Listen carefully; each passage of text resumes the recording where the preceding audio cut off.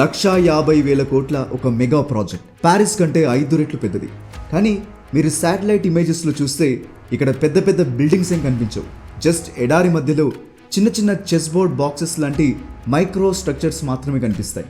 కానీ నమ్మండి, ఈ మైక్రో స్ట్రక్చర్సే రాబోయే రోజుల్లో ప్రతి 15 నిమిషాలకు ఒకసారి ఇండియా భవిష్యత్తును ప్రెడిక్ట్ చేయబోతున్నాయి. అసలు ఈ ప్రాజెక్ట్ గురించి తెలుసుకునే ముందు మనం ఒక పెద్ద భ్రమ నుండి బయటకు రావాలి. ఒక దేశానికి అత్యంత విలువైనదేంటి? డబ్బా, డేటానా, లేదా హాస్పిటల్సా? నిజం చెప్పాలంటే ఇవేవి కావు. ఒక చిన్న ఎక్స్పెరిమెంట్ చేద్దాం. మీరు కాసేపు మీ శ్వాసను బిగబట్టండి. కేవలం 5 నిమిషాలు. చేయగలరా? లేదు కదా. ఎందుకంటే బ్రెయిన్ డెడ్ అయిపోతుంది, హార్ట్ డెడ్ అయిపోతుంది, బాడీ కూడా డెడ్ అయిపోతుంది. ఎందుకంటే మనం తీసుకునే ప్రతి శ్వాస మన శరీరానికి కావలసిన ఎనర్జీ కరెన్సీ అయిన ఏటీపీని జనరేట్ చేస్తుంది. ఇప్పుడు ఇదే ఎక్స్పెరిమెంట్ని ఒక మొత్తం దేశం మీద అప్లై చేసి చూడండి. జూలై 30, 2012 ఇండియన్ హిస్టరీలోనే ఒక భయంకరమైన రాత్రి. ఒక్కసారిగా 22 రాష్ట్రాలు చీకట్లోకి వెళ్ళిపోయాయి. ఏకంగా 60 కోట్ల మంది ప్రజలు పవర్ కట్ అవ్వడం మూలంగా చాలా ప్రాబ్లమ్స్ ఫేస్ చేయాల్సి వచ్చింది. కరెంటే కదా బ్రో అని మీరు లైట్గా తీసుకుంటారేమో.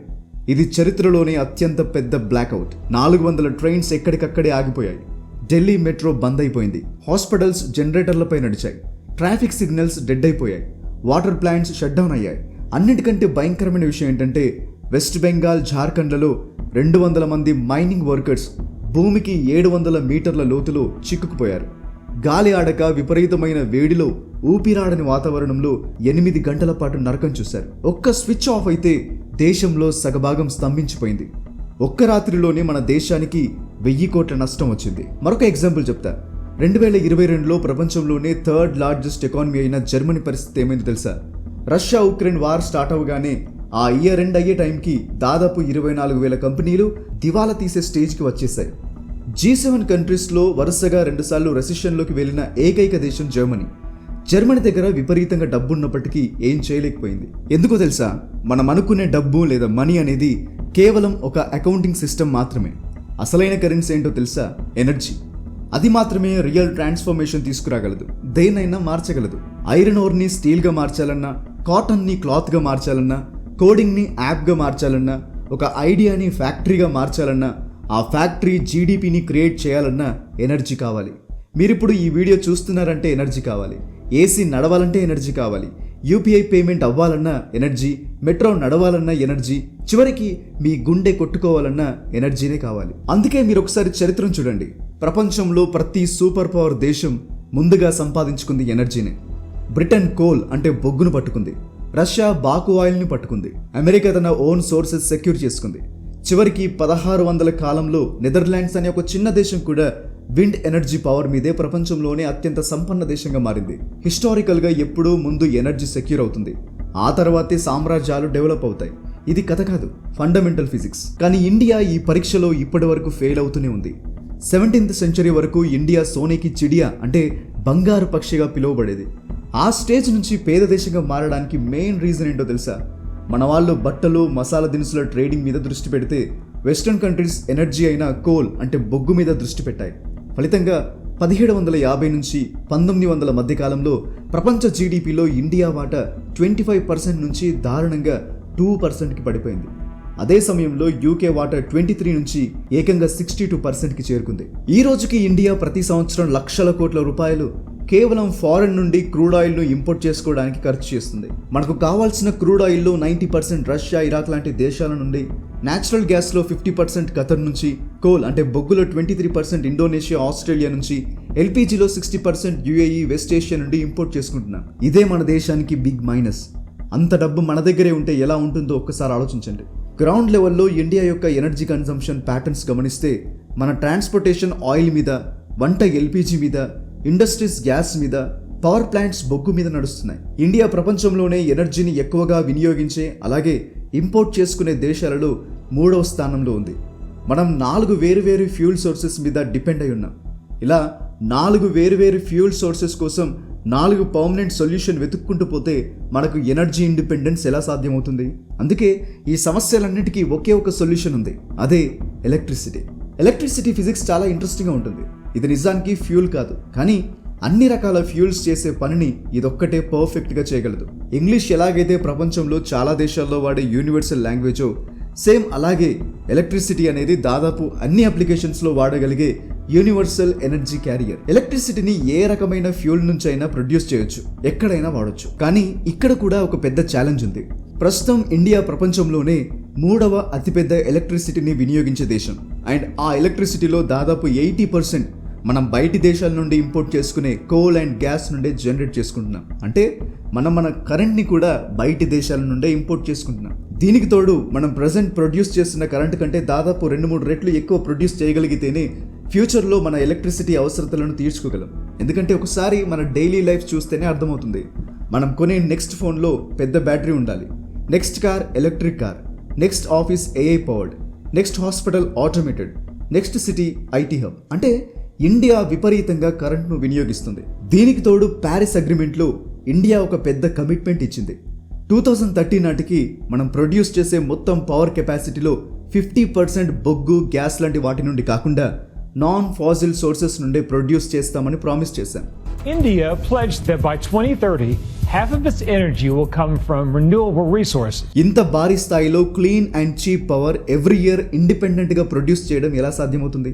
ప్రస్తుతానికి మనకున్న ఆప్షన్స్ చూస్తే న్యూక్లియర్ పవర్ చాలా పవర్ఫుల్ కానీ స్లో, ఎక్స్పెన్సివ్ మరియు కాంప్లెక్స్, ఖర్చు రెట్టింపు అవుతుంది. హైడ్రో ఎలక్ట్రిసిటీ క్లీన్ ఎనర్జీ కానీ అప్రూవల్స్ రావడానికి చాలా ఏళ్ళు పడుతుంది. అందుకే ఇండియాకి పవర్ కోసం బొగ్గు వాడటం తప్ప వేరే ఆప్షన్ లేకుండా పోయింది. కానీ విచిత్రం ఏంటంటే ఏ ఎనర్జీ కోసం అయితే మనం లక్షల కోట్లు విదేశాలకు తగిలిస్తున్నామో అదే ఎనర్జీ మన దేశంలో రోజు ఫ్రీగా కురుస్తోంది.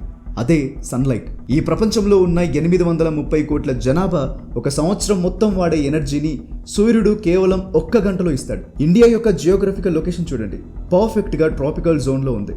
ప్రపంచంలోని 90% ప్రాంతాల కంటే ఎక్కువ సోలార్ ఇరేడియన్స్ అంటే సూర్యకాంతి ఇండియాకి లభిస్తుంది. కానీ రా సన్లైట్ ఉంటే సరిపోదు, అది కంట్రోల్డ్గా, రిలయబుల్గా ఉండాలి. అమెరికా లాంటి టాప్ కంట్రీసే ఇది సాధించడంలో ఫెయిల్ అయ్యాయి. అమెరికా తన మొహావే ఎడారిలో 18,000 కోట్లు పెట్టి సోలార్ ఫార్మ్స్ నిర్మించింది. కానీ కఠినమైన వాతావరణం, అన్సస్టైనబుల్ ఎకానమిక్స్ వల్ల ఆ ప్రాజెక్ట్ ఫెయిల్ అయిపోయింది. యూరోప్కి పవర్ సప్లై చేయడం కోసం నార్త్ ఆఫ్రికాలోని సహారా ఎడారిలో డిజర్టెక్ అనే $400 బిలియన్ ప్రాజెక్ట్ ప్రారంభించారు. పరిస్థితి ఎంత ఘోరంగా తయారైందంటే 20 మంది షేర్ హోల్డర్స్లో ప్రజెంట్ కేవలం 3 మిగిలారు. ఆ ప్రాజెక్ట్ క్లోజ్ అయ్యే స్టేజ్కి వచ్చేసింది. సన్లైట్ అక్కడ కూడా ఉంది కానీ దాన్ని రిలయబుల్ ఎలక్ట్రిసిటీగా మార్చలేకపోయారు. మరి ఇండియా తన ఎడారిని దేశానికి ఒక పెద్ద పవర్ బ్యాంక్గా మార్చగలదా? ఈ క్వశ్చన్కు ఆన్సర్ వెతుక్కుంటూ వెళ్తే దొరికే ప్రదేశమే గుజరాత్లోని కచ్ ఎడారిలో నిర్మించబడుతున్న అదాని కావ్డా రిన్యూవబుల్ ఎనర్జీ పార్క్. ఇది ఎంత పెద్దదో తెలిస్తే మీరు నిజంగా షాక్ అవుతారు. అక్షరాల 538 స్క్వేర్ కిలోమీటర్ల విస్తీర్ణం, అంటే ప్యారిస్ సిటీ కంటే 5 రెట్లు పెద్దది. 6 కోట్ల సోలార్ ప్యానెల్స్, 770 విండ్ టర్బైన్లు, ప్రతి టర్బైన్ కెపాసిటీ 5.2 మెగావాట్లు. ఇవి ప్రపంచంలోనే అత్యంత పవర్ఫుల్ ఆన్షోర్ విండ్ టర్బైన్లు. ఈ ప్రాజెక్ట్ టార్గెట్ 30 గిగావాట్ ఎనర్జీని ప్రొడ్యూస్ చేయడం. ఈ ఒక్క ప్రాజెక్ట్ పూర్తయితే స్విట్జర్లాండ్, చిలీ, బెల్జియం లాంటి దేశాలకు ఉన్న ప్రతి ఇంటికి సరిపడ కరెంట్ను అందించగలదు. కానీ అసలు ప్రశ్న ఏంటంటే మొహావే సహారాలలో నిర్మించిన ప్రాజెక్ట్స్ లాగా కాకుండా ఇది నిజంగా సక్సెస్ అవుతుందా? ఎందుకంటే కావ్డాకి ఉన్న అతిపెద్ద శత్రువు ఏంటో తెలుసా? కావ్డానే. ఈ ప్రాజెక్ట్ ఇండియాలోనే అత్యంత ప్రమాదకరమైన, కఠినమైన ప్రదేశంలో నిర్మించబడుతుంది. పగటి ఉష్ణోగ్రత 50 డిగ్రీ సెల్సియస్ దాటుతుంది. సోలార్ ప్యానెల్స్ వేడెక్కి 60 డిగ్రీస్ నుంచి 80 డిగ్రీ సెల్సియస్కి చేరుతాయి. అంత వేడిలో ప్యానెల్స్ ఎఫిషియన్సీ పడిపోతుంది. కానీ ఈ ప్యానెల్స్ అక్కడ 25 ఏళ్లు నాన్ స్టాప్గా పనిచేయాలి. కచ్ ప్రాంతంలోని మట్టి విపరీతమైన ఉప్పు కలిగి లూజ్గా ఉంటుంది. ప్రతి గంటకు కోట్ల ప్యానెల్స్ పై 1 మిల్లీమీటర్ డస్ట్ పేరుకుపోతుంది. దాంతో సన్లైట్ అబ్జర్వ్ అవ్వదు. మరి నీళ్లతో క్లీన్ చేద్దామా అంటే కచ్ ప్రపంచంలోనే అత్యంత డ్రైయెస్ట్ సాల్ట్ డెజర్ట్. నీళ్ళు అసలే దొరకవు. మరి ఈ కఠినమైన వాతావరణంలో ఈ ప్రాజెక్ట్ ఎలా సక్సెస్ఫుల్గా రన్ అవుతుంది? ఇదే ఒక పెద్ద అద్భుతం. మనిషి బ్రతకలేని భయంకరమైన మంచు ప్రాంతాల్లో పోలార్ బియర్స్, భయంకరమైన ఎండల్లో క్యామెల్స్ ఎలా సర్వైవ్ అవుతున్నాయో ఈ ప్రాజెక్ట్ కూడా సేమ్ అదే లాజిక్ ప్రకారం రన్ అవుతుంది. అందుకే ఇప్పటికే అక్కడ 9.4 గిగావాట్ల కెపాసిటీ ఇన్స్టాల్ అయ్యి సక్సెస్ఫుల్గా పనిచేస్తుంది. ఒక న్యూక్లియర్ పవర్ ప్లాంట్ 1 నుండి 1.5 గిగావాట్ల కరెంట్ను ప్రొడ్యూస్ చేస్తే కావ్డా ప్రస్తుతం ఒక న్యూక్లియర్ ప్లాంట్ కంటే 8 రెట్లు ఎక్కువ కరెంట్ను ప్రొడ్యూస్ చేస్తుంది. ఈ ప్రాజెక్ట్లోని 6 ముఖ్యమైన పార్ట్స్ ఏంటో చూద్దాం. Solar panels and trackers.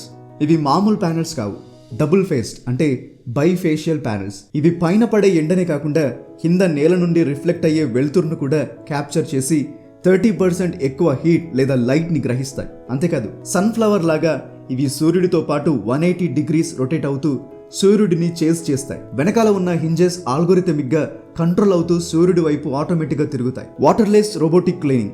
Solar panels కి డస్ట్ అనేది ఒక పవర్ఫుల్ వైరస్ లాంటిది. ప్యానెల్ మీద 1 mm డస్ట్ పేరుకుపోతే ఎఫిషియన్సీ 30% పడిపోతుంది. అదే ప్యానెల్స్ ని నీళ్లతో కడిగితే ఏడాదికి 1700 మిలియన్ లీటర్ల నీళ్లు వేస్ట్ అవుతాయి. అందుకే ఇక్కడ ఒక్క బొట్టు నీరు కూడా వాడకుండా సోలార్ ఎనర్జీతో ఛార్జ్ అయ్యే ఆటోమేటిక్ రోబోట్లు ప్రతి 5 నుంచి 10 నిమిషాలకు ప్యానెల్స్ పై ఉన్న దుమ్మును తుడిచేస్తాయి. Stone columns and corrosion protection.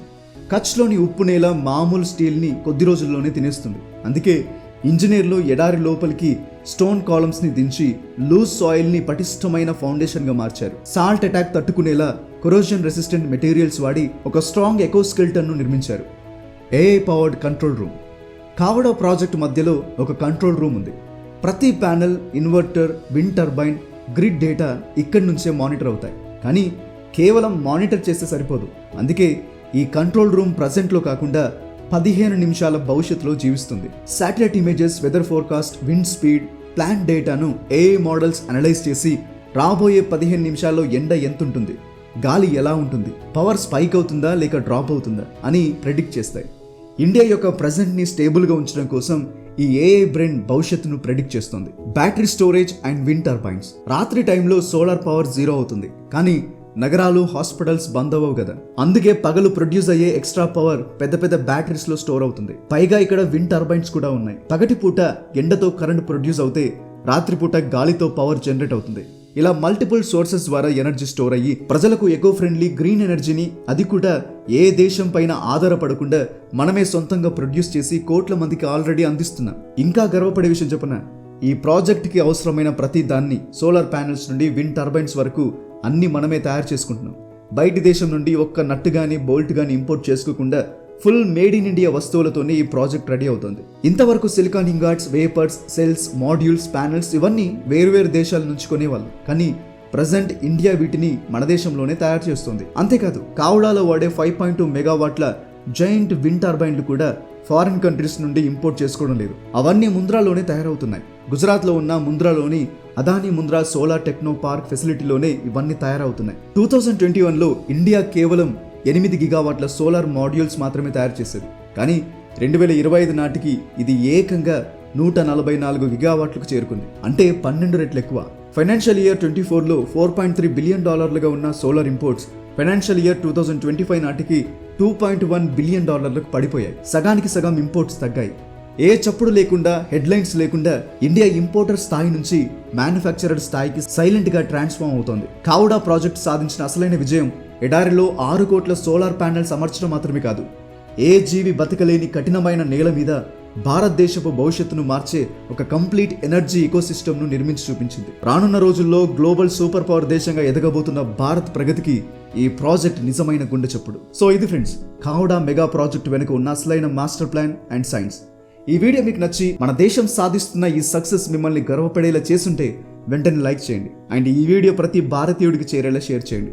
ఇలాంటి mind blowing and knowledgeable content కోసం మన స్ట్రీట్ నెట్వర్క్స్ ఫ్యాక్ట్స్ ఛానల్ని ఇప్పుడే సబ్స్క్రైబ్ చేసుకోండి. మరో ఇంట్రెస్టింగ్ అండ్ పవర్ఫుల్ టాపిక్తో నెక్స్ట్ వీడియోలో మళ్ళీ కలుద్దాం. జై హింద్.